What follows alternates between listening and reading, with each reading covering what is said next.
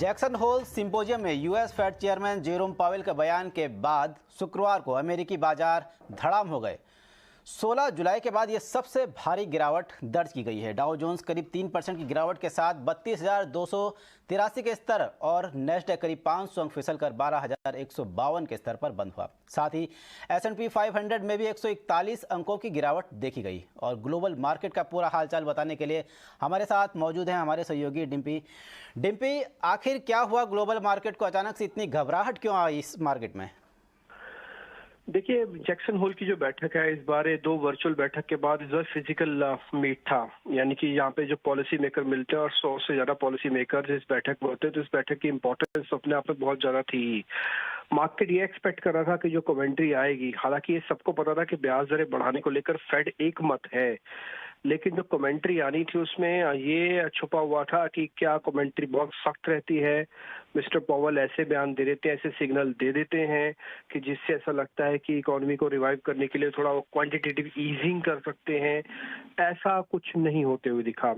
असल में इससे दो पहले इंडिकेटर्स थे, जिसमें Q2 का जीडीपी का नंबर आया था यूएस का, और उससे पहले इन्फ्लेशन का नंबर आया था। दोनों ने ऐसा सिग्नल किया था कि शायद स्थिति थोड़ी ठीक हो रही है, इसलिए इस बैठक से उम्मीदें बहुत थी।